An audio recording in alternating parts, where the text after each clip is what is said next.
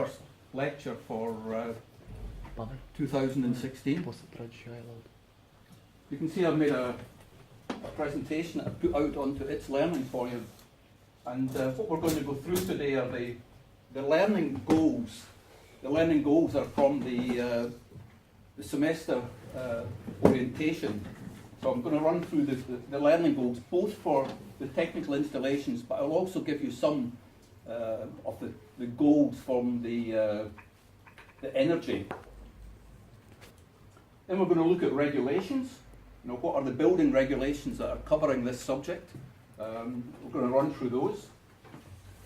Then I'm going to introduce you to this, which you don't know very much about. I know that from talking with you, the installation shafts. You know, what are they? What's their function? What are they made of? And of course, I'm going to talk about some of the main services that are in these shafts, like ventilation. Also going to go back over the differences between the scheme design and the DD1, and a little bit about DD2, what that is. And then finally, the last part is going to be about these some tips for you about energy and the building services, because we all know that we're in a phase, not just in Denmark, but over the whole world, that we're all looking as to how to save energy. So some very simple tips at this early stage at your scheme design for your project as to how you can save energy. Yeah? So that's what's in front of us. A little bit about myself. You can see here, I think most of you know me from last semester, but I've been working in a lot of countries, got a lot of experience. I've been also up in Aalborg working on all the semesters, and in here I've got all 4 semesters, but also I've been over across with VIA on the 4th and the 7th semesters. I'm a joiner, I'm an engineer, and I've got a Master of Business Administration from Copenhagen. So when you combine these, I've got a pretty good overview also when I've been working on the study for so many years about where you're going, and also on the other side of the study, you know, once you guys are finished with your 7th semester, you know, what the job opportunities are and things. I've got a pretty good idea about the thing that you're all thinking about, you know, the future. What am I going to do when I graduate? What type of jobs? So I've got a good overview of that as well for you guys. Okay, the very first point was these learning goals on the building services. So now we're into this semester orientation, and these are up in the helicopter, these are the things that you're going to have to learn and what I'm going to be teaching you. So basic information concerning supply and discharge lines. What are we talking about, guys? Supply and discharge lines. What are we talking about here? Drainage or water Drainage, waste, yeah. Water waste, ventilation. Water waste, ventilation, yeah. All of these things that you can see that I've sketched over here. I'm not quite sure if you can see you maybe have to start focusing and adjust your focus to see what I've sketched up here. But the idea is that you've got a house, a 2-story house here, where you've got the first story in the ground, and then underneath this part of the building, you've got a basement. Now, these supply and discharge lines, they're found out in the road to start with. So all the services like the water and the heating, the electricity, the drainage connection points, they're out in the road. So when you buy this plot of ground, or if your client buys this plot of ground and you start to design it, there's nothing there apart from what the services are that you have to connect to in the road. So that's what you're going to have a knowledge about, because of course when you're designing this building, you've got to be able to also design space for all of these installations, and where you're going to, for example, you've got a toilet maybe up here. How are we going to connect this toilet out to the connection point for the waste? Where's the pipes going to go? Where's it going to come through the foundation?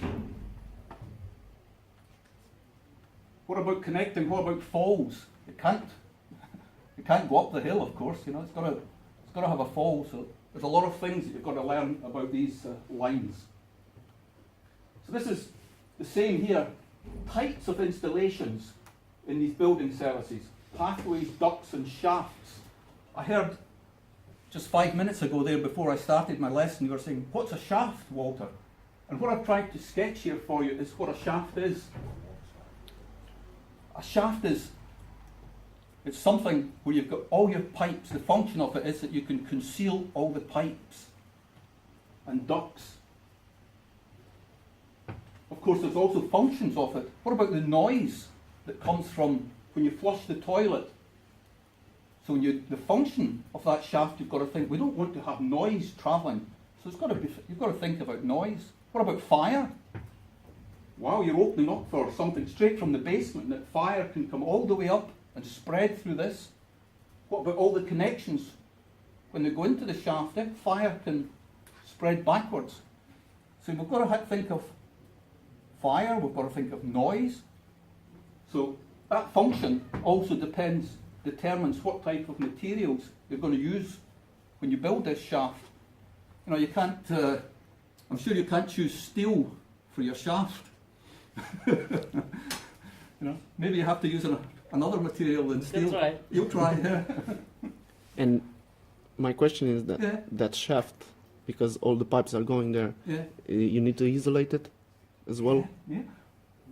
What insulation, if you think about it, the temperature here is going to be 20 degrees. The temperature here is going to be 20 degrees.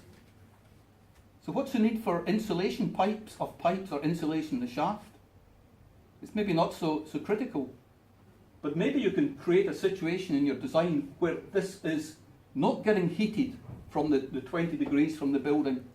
So in that case, you might have to use some insulation of the pipes. Like the pipes that from ventilation and the pipes for hot water. Yeah. But if the temperature in the pipes is going to be the same as the temperature in here, then there's no heat loss. So you wouldn't need insulation of the pipes. I was thinking about the pipes that are coming from, they are going outside as well. Yeah. So the connection with Yeah. outside and inside. Definitely, when you're going to have a possibility of condensation, Yeah. where you're talking about having temperatures outside that are different, then of course you've got condensation. And in that case, you must insulate the pipes. But of course, the other pipes that we're going to talk about next week are about the water pipes. And hot water, of course, the hot water, it's going to be at a warmer temperature than the house, the 20 degrees. So they've got to be insulated, of course. How about hot water and cold water? Yeah, of course, the hot water has to be insulated, and also the cold water.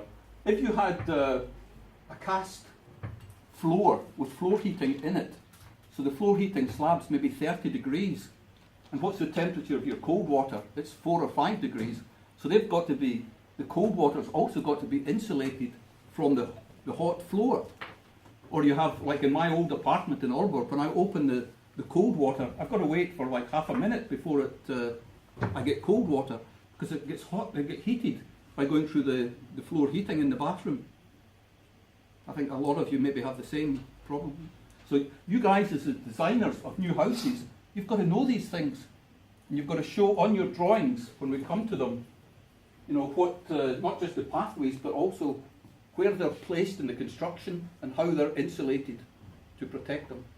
This is the knowledge you're going to get in this second semester. Here's an interesting point that I'm sure will excite you a bit. Alternative ways of generating energy and heating. First of all, where is the heating coming from in a house like this today in Aarhus? What's the heating source? District. District heating. And what's district heating? It's from a certain, I don't know, company or that has his central point. Yeah. And from there it's coming your water, your hot water. So someplace over here you've got a big factory. Yeah. And this factory is just producing heat. And the heat is getting produced from all of the waste. So you've got all the waste that's getting burned from the household's waste. It comes to this huge factory. Of course, it's got a very high chimney to get rid of the emissions. But then you've got pipes that would come from here and appear in the road, down here in the road. 2 pipes down in the road. One of them is coming with the heat from the factory, and it's coming at about 70 degrees. And the other one is once the heat has been used in the house, it goes back to the factory. So here you've got a loop, a pipe coming out and a pipe going back in. So this one's coming out at about plus 70 degrees. And these at 40, right? And this one's going back in at about 35 degrees once they've extracted the heat. And these are down in the ground. And you were talking about insulation. You know, so these pipes are really insulated to keep the heat. Yeah? 35, 40. So that's where the heat's coming from today. And this is a very cheap and efficient way of heating a city. Yeah? You're using the waste. Alternative ways